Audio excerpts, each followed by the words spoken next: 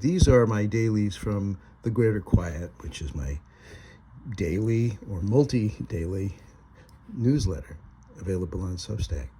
Here's stuff I've done over the last few weeks.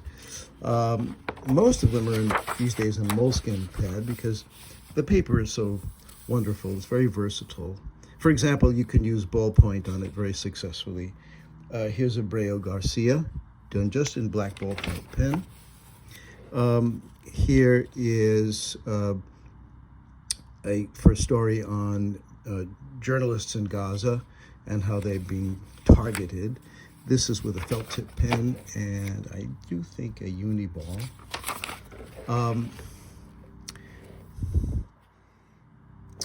And here's a portrait of somebody who was fired by the CDC in hard pencil.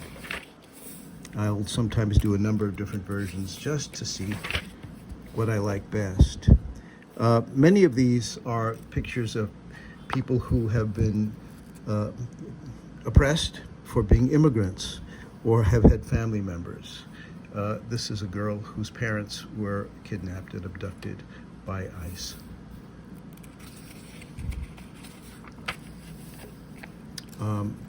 Children abducted by ICE had parents waiting for them to arrive at airports. Pencil. Not sure if I remember who this was. This is Liz Stein. Okay, I got a quote from her. Here is a portrait of a protester coloring the rainbow onto a sidewalk in response to a ruling in Orlando against trans people. Not sure exactly what some of these things mean. Some of these are just sketches in preparation for finals. Here's Bobby Jr., and you see he's the victim of an outbreak of signatures, people, former workers for CDC and for the Department of Health, all in agreement about him. Not hard to find. Face of the disappeared, again pencil. Mario Guerrera, Spanish language journalist, detained by ICE. And this is a Palestinian American teen held by Israelis in prison.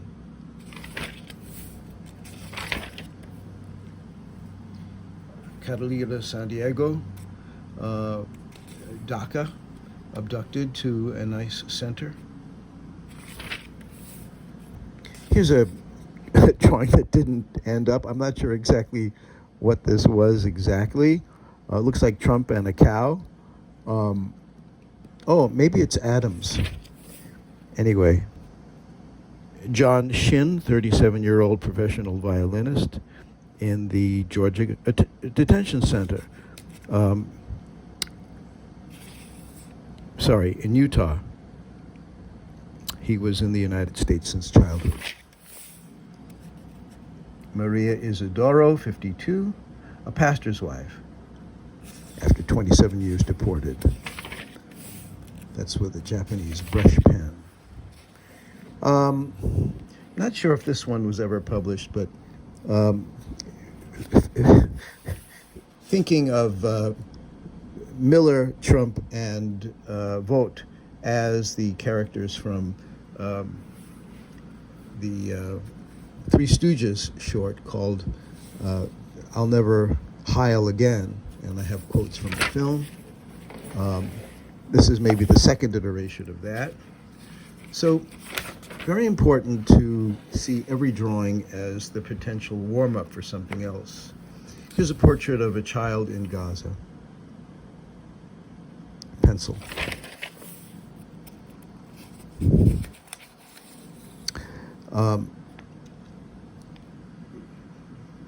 U.S. servicemen have been targeted.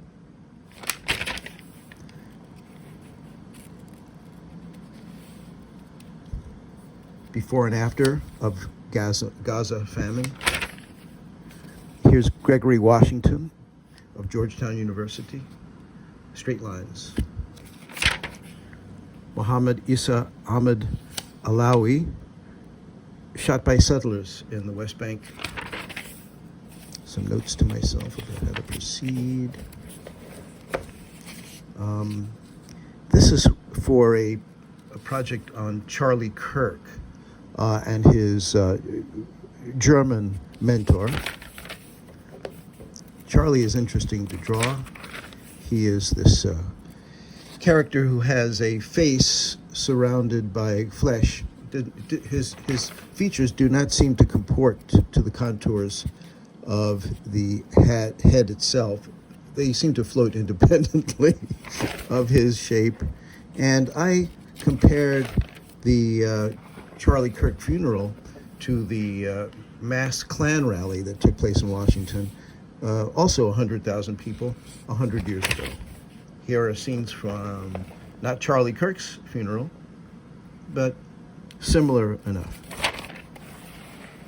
And Trump's, one of Trump's many tirades.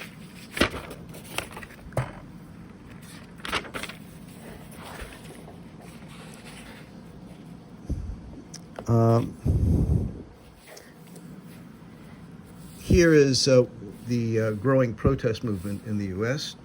Don't talk about illegals when you voted for a felon, says one of the signs. I thought of Trump as kind of a floating Mickey Mouse balloon over Disneyland that's being blown up by ice. Ach, now get der Kimmels mit de Kankels. Something like that. MAGA Mouse. All right. There's always some variation of this.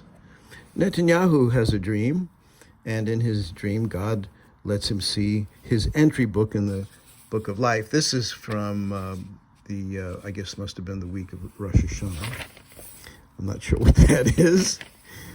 Here's Fat Elvis, which is really what Trump is sort of becoming.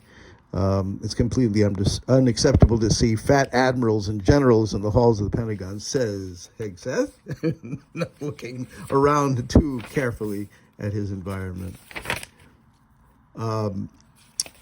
Here we have the winner of the Nobel Prize and Trump blowing up over the border of Mexico as she represents freedom of speech in Central America. And this is another case, another portrait of him blowing up. Very tiny lines, all just kind of worming their way out.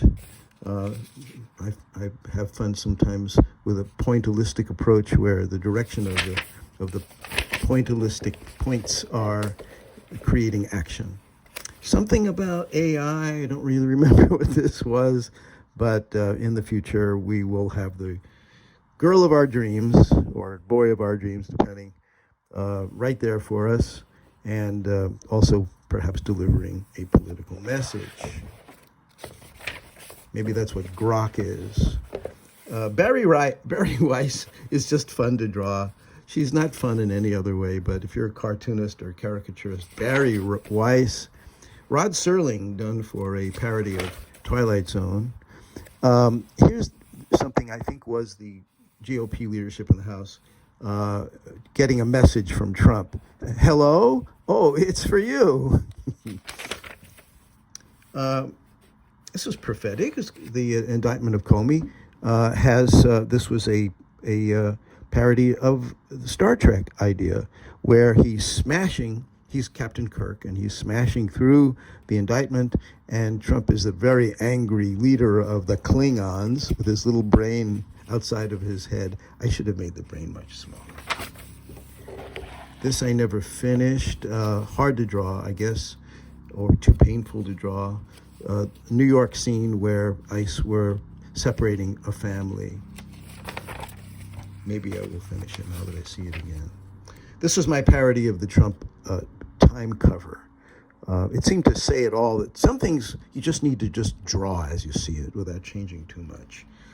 Fat, bald, wrinkled, dissolute old man.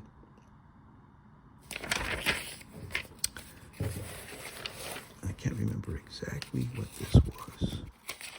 Should have made a note to myself. There's too much to remember. I do too much of these, but it keeps me sane, folks. And I hope you appreciate some of these yourself. Scenes from Chicago. Here's Hegseth and Christy Nome with egg on their face for various reasons. This is how we treat journalists in Chicago. Tansey was the Supreme Court judge who presided over the Dred Scott case. And we have him right here morphing into John Roberts. I did these portraits separately so that I could easily blend them together without worrying too much about how they fit in the first place. Sometimes, in the interest of time, you do this in pieces. If you're not recognizing this, it's a kind of a plate of spaghetti, but it really is a drawing carefully made of the East Wing of the White House. And that inspired this piece here, which is my design for Trump's Arc de Triomphe in Washington, which I imagine he's still going to go ahead and build, only for us to tear it down later. And bags of money, which did in the final have logos of major corporations funding his escapade. This is for a Sunday Funnies for Pooper Man, written by my friend Taft Chatham, and just simple drawings that were illustrating his hilarious writing. Up in the sky, it's a bird, it's a plane, it's Pooper Man. This was after Trump portrayed himself as pooping all over New York. And here he is. It's a bird, it's a plane. And he's just, a turd. Speaking of turds, here he is with the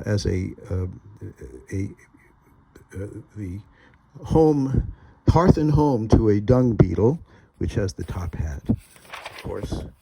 A parody of the Margaret Burke White photo where people are online in front of a propagandist ad for how great the economy is in the 1930s, and here Trump is withholding food aid, finding a strong similarity there. Chicago. No, this is Chinatown, New York. ICE raid, first of I'm sure many in New York, and of course it's happening all over the country.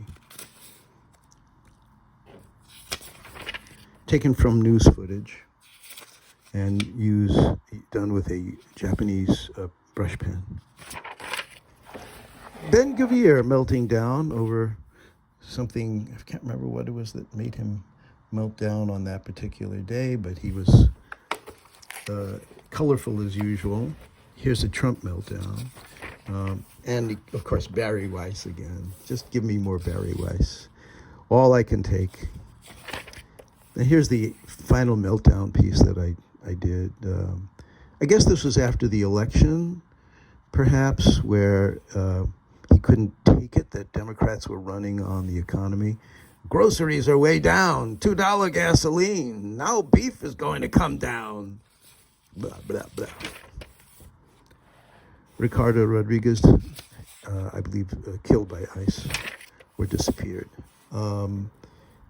Here is another scene where someone was severely beaten by ICE.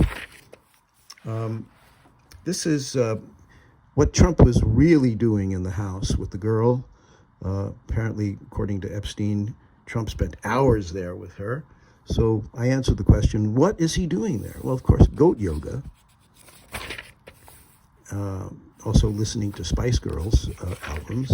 Those are the girls that they shared. They didn't share anything more nefarious than that. It refers to Spice Girls. That was the sketch, and that's the final.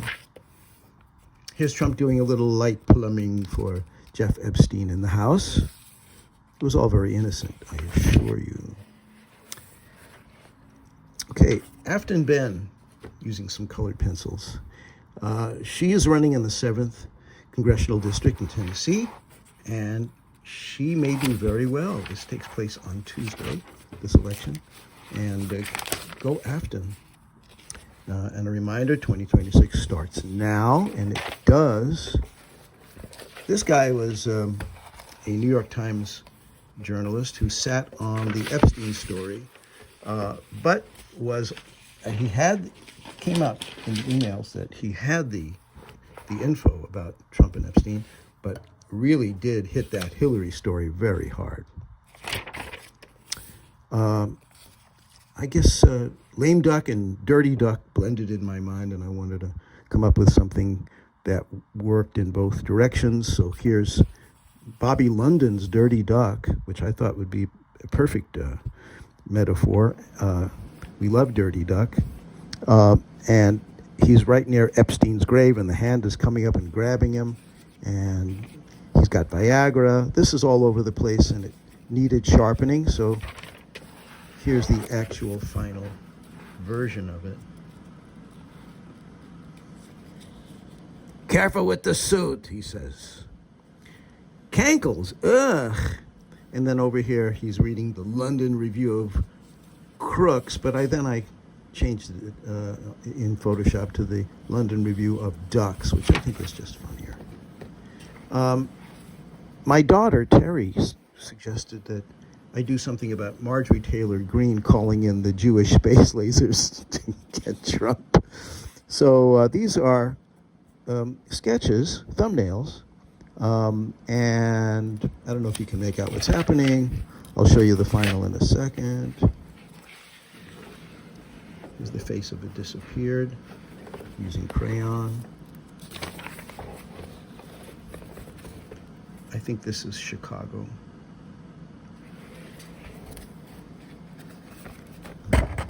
Created. Onward to the next, and what's coming is probably going to be far more challenging and colorful. See you soon. Bye for now.